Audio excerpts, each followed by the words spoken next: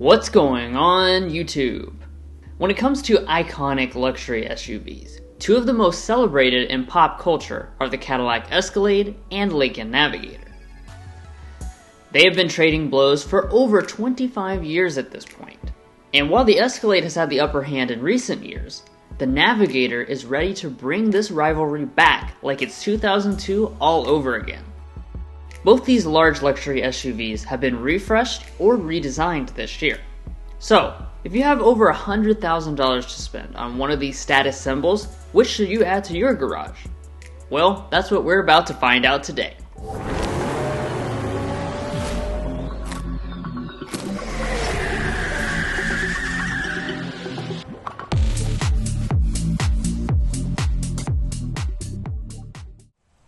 While it's not much of a consideration for people spending well over six figures on a vehicle, let's mention the pricing quickly before getting into all the other elements. Back in 2002, these SUVs cost about 50 grand, but it's safe to say that those days have long passed.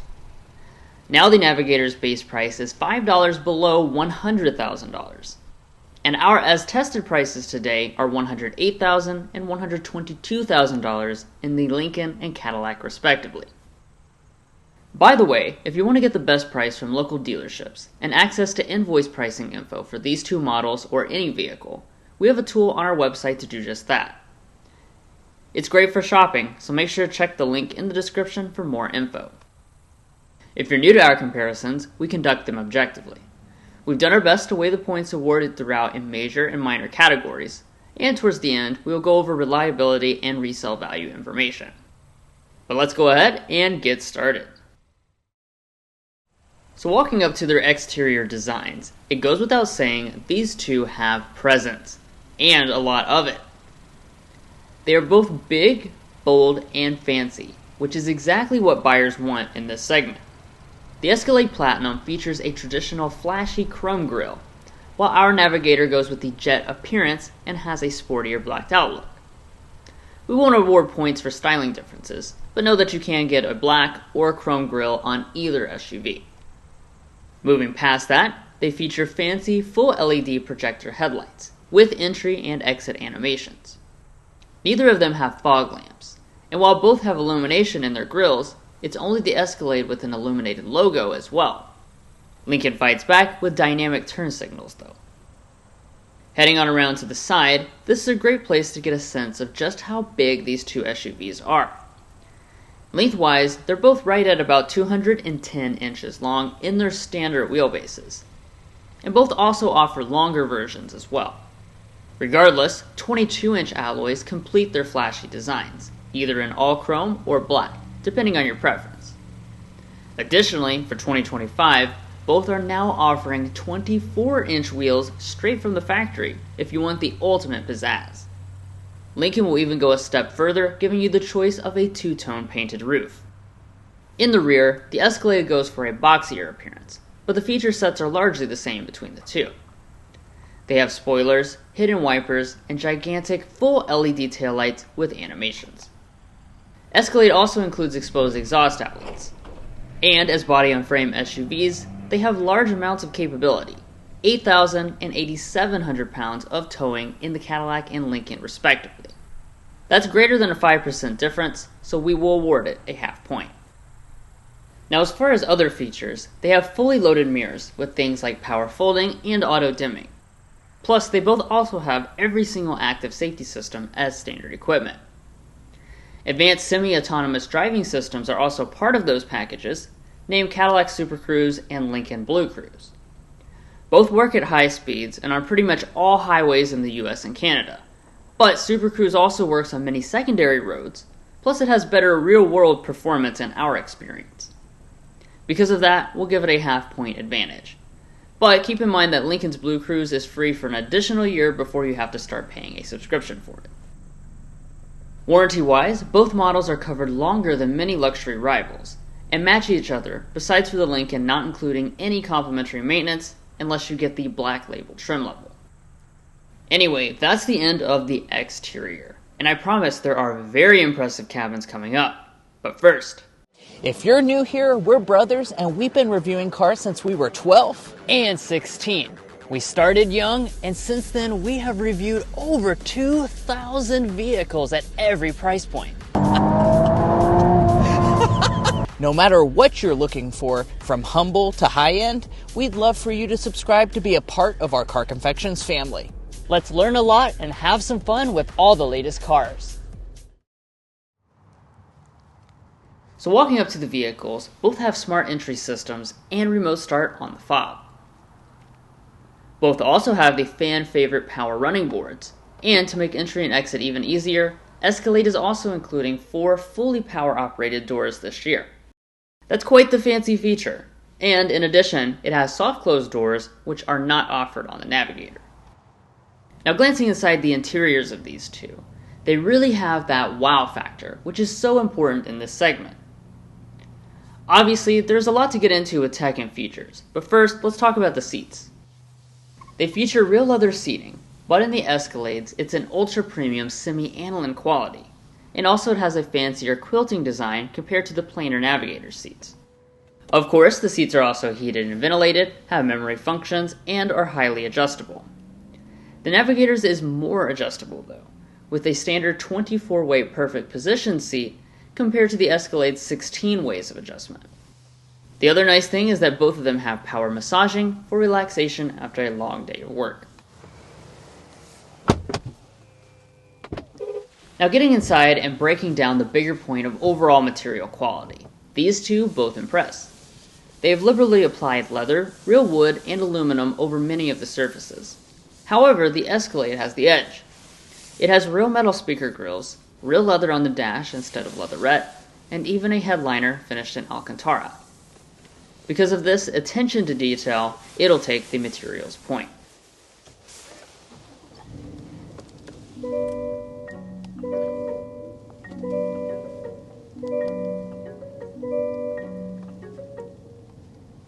Now let's start to look around and assess individual items, starting with our gauge clusters.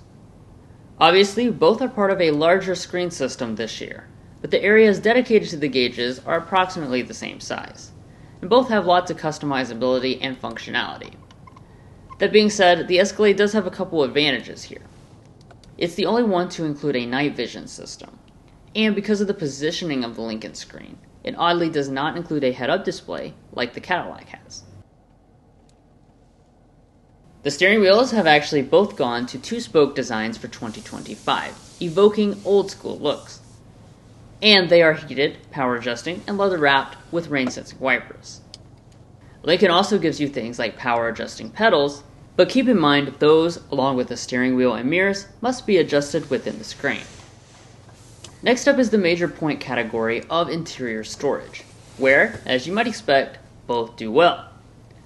The Escalade's visually looks a bit different, and that's because it gives you a cool box for keeping things cold, which oddly isn't offered on the Lincoln. Besides that though, the console is slightly bigger on the Lincoln, and they both have wireless charging pads. Navigator additionally adds a floating console for all those extra things you want to put somewhere, so overall, it'll take the storage point. Escalade moves to a new column-mounted shifter this year, and the Lincoln has a push-button shifter. When you shift into reverse, of course they both have 360-degree camera systems, and they can also self-park. But before we get into any other tech, it's time to talk audio. It goes without saying that these high-end audio systems both sound awesome, with speakers scattered just about everywhere, especially in the Caddy. It has 8 more speakers, including in places such as the headrest, so we will give the slight edge to that system.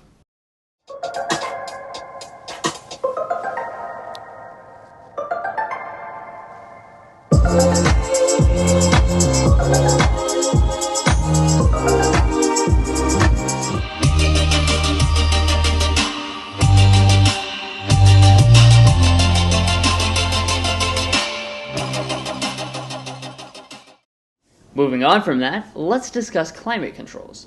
Both are featuring 3-zone automatic setups, which are relatively easy to use while driving, despite both being adjusted in the screens.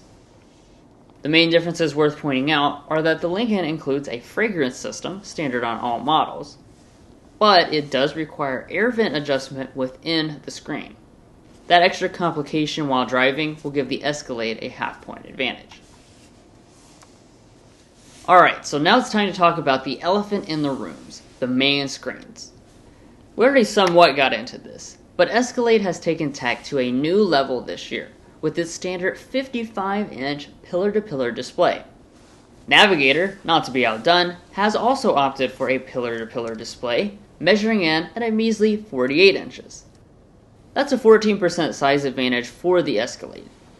But more important than that is how they're mounted. The Cadillac's display is much closer to the occupants, and in the Lincoln, it's much more in your line of sight. They also have Google built in, as well as things like wireless Android Auto and Apple CarPlay. But the part in front of the passenger can be used for streaming entertainment in the Cadillac. Finally, for the front of the cabins, we have auto-dimming mirrors, but interestingly, only the Escalade has the rear camera ability for when the cargo obstructs your view. Both include panoramic sunroofs. Now let's head for the important back areas, starting with the space.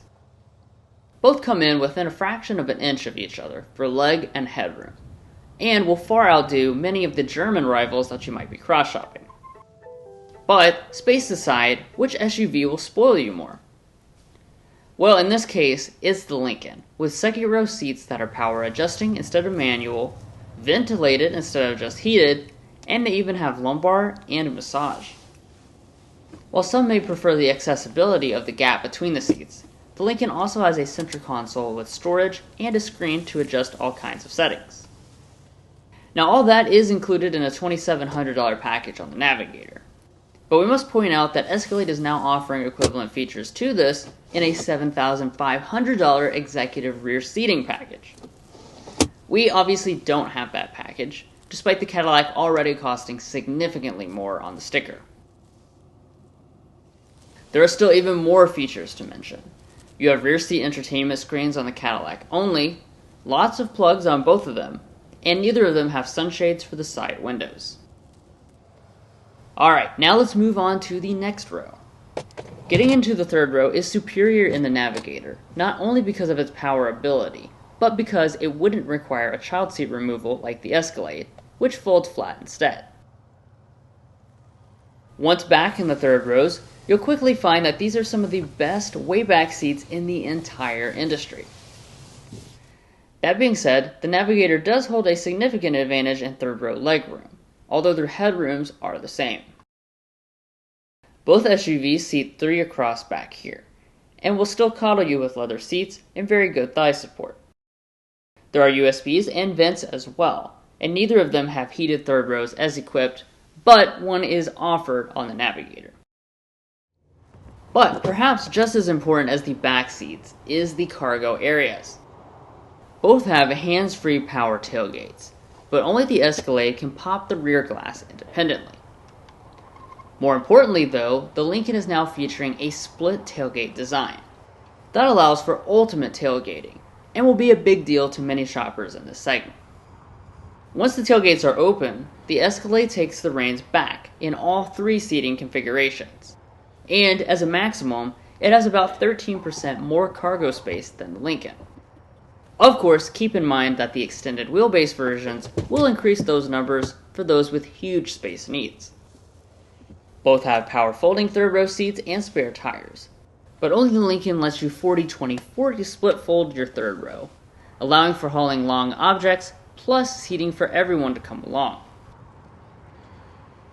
One other important thing to note is that the second row cannot fold flat with the executive seats in the Navigator, which is definitely something to keep in mind when selecting your preferred seating configurations. But the fight is definitely not over yet, so let's take this to the streets. As we head out on the road, you'll find completely different experiences that begin with what's under the hood. The Escalade continues with the classic luxury SUV formula, a large, naturally aspirated V8 engine under the hood, while the Navigator has switched away from that a while ago. It instead has a 3.5-liter twin-turbocharged V6 engine.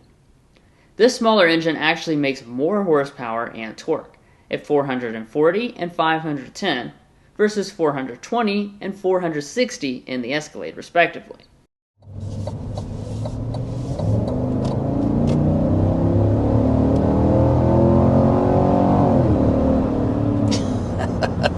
There we go.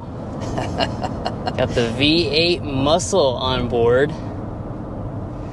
So of course, as we mentioned at the very beginning, one of the things that I think a lot of you guys will be very happy to know is that for 2025, the Escalade does keep its traditional V8. So it's the 6.2 liter naturally aspirated V8 engine, still making 420 horsepower and 460 pound-feet of torque.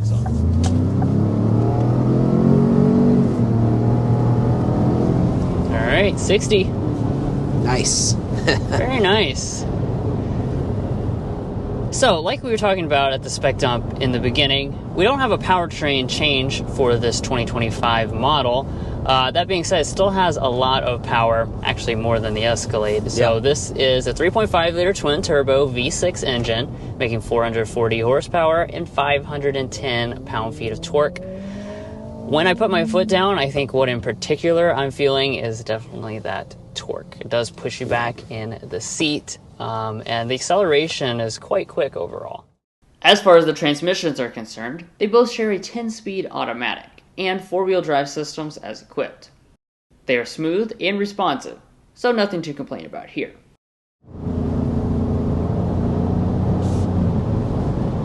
As far as the other element of the powertrain, that of course is the transmission. We've got a 10-speed automatic transmission. This is, the same one they use in a lot of their other truck-based products across the Ford and Lincoln lineup, and it's a really good transmission. We always have said positive things about it.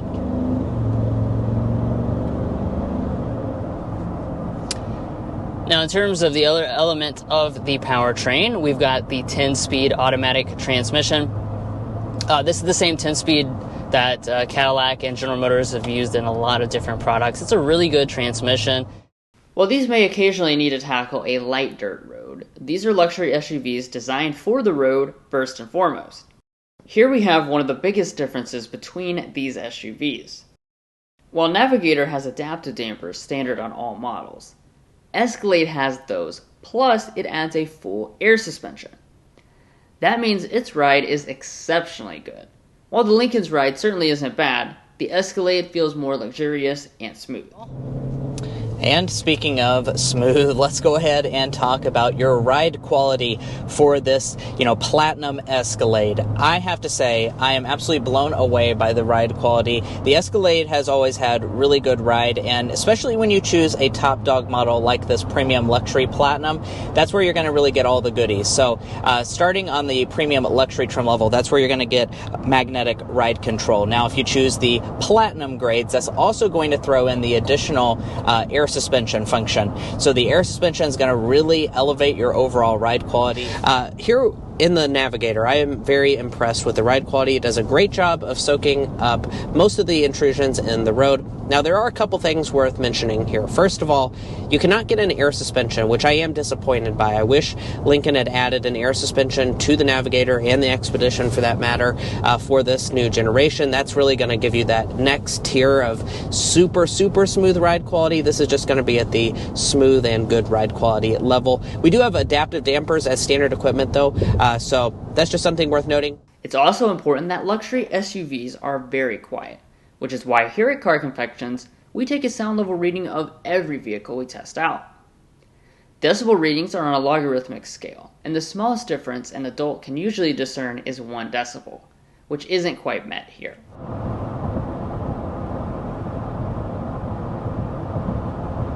.8 decibels is what we have settled in at. 56.5 decibels is our sound level reading for this new Navigator. Finally, when it comes to fuel economy, you might be surprised to learn that the Navigator's smaller displacement engine is only providing 1 mpg better combined than the Escalade's burly V8. In our reviews and comparisons, we are also adding in reliability and resale value information to give you a better picture of the overall value beyond just the original MSRP. Beginning with reliability, we developed the Combined Reliability Index, which takes into account several studies from trustworthy sources and combines them in a way that gives you a more realistic picture. Cadillac ranks 3 slots above the overall industry average for all vehicle brands in reliability, awarding it plus 0.3 points. While Lincoln is below the overall industry average for reliability, 4 slots below to be exact, reducing its score by 0.4 points. We also put Mason's economics degree to work to develop a detailed predicted resale value tool. After 5 years and 60,000 miles, both brands get very similar results, and will certainly hurt the pocketbooks. Cadillac retains a predicted 40.7% of its value, and Lincoln comes in at 38.1% after 5 years. That nearly 3% difference will give the Cadillac plus 0.3 points. Obviously, there's also a price gap between them at the original purchase, about $13,485 in favor of the Navigator.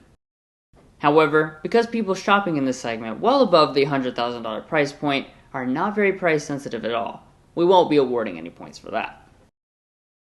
I want to emphasize that if money, reliability, or resale value matter less to you personally, feel free to disregard these points. And if you'd like to check out all our data about reliability and resale values, as well as learn about our methodology, make sure to head over to carconfections.com/resale and /reliability. Buying a car is a big decision, and this is a great place to compare all the makes that you might be cross-shopping. Wow, so these SUVs really brought all they have to the table for this comparison. Now, obviously, there's a lot of different pros and cons, reasons you might pick one or the other. So let's kind of talk about those and see who should be your personal winner. Now, the Escalade should probably be your personal choice if you are concerned about having just the maximum material quality, has a little bit more nice things around the cabin. Also, if you want the most features, there's a few exclusive things such as the power doors, the cool box, and the night vision. And then also, if you want to have air suspension for the best possible ride quality, as well as a naturally aspirated V8 engine. Yeah. Now, the Navigator, on the flip side, should be your choice if you want the rear seat features for the money. That $2,700 package really gives you everything you need in the rear, whereas the Escalade makes you select a very expensive $7,500 package if you want some of those features. Additionally, it is going to have more power and torque as compared to the 6.2 V8. And finally, it has a lot of cargo advantages with that split tailgate design, as well as the 40-20-40 split folding third row of seats. Those can be big deals for people that maybe frequently haul long objects, but still need the maximum seating capacity. But we want to know your thoughts down below. Are you taking the Escalade, or are you taking the all-new Navigator? Let us know down below. Now, if you're looking to buy either one of these SUVs or any new vehicle, we'd encourage you to go to carconfections.com/newcarquotes. The reason you do that is because we have a tool on our website that will connect you with local car dealers in your area to get you the best price. It's also going to give you access to invoice pricing information, which is a great tool for dealership negotiation and can really help the dealers to start competing on price. We even have a monthly payment tool if you'd like to check that out as well. So once again, we definitely recommend you go to carconfections.com/newcarquotes. A link is in our video description, and we also have that pinned comment at the top of this video. And guys, that's going to be where we leave off on the comparison. If you enjoyed it, we'd appreciate if you subscribe down below. And if you're already part of our family, thank you so much for your continued support. We'll catch you next time as we sample more of the latest automotive delicacies.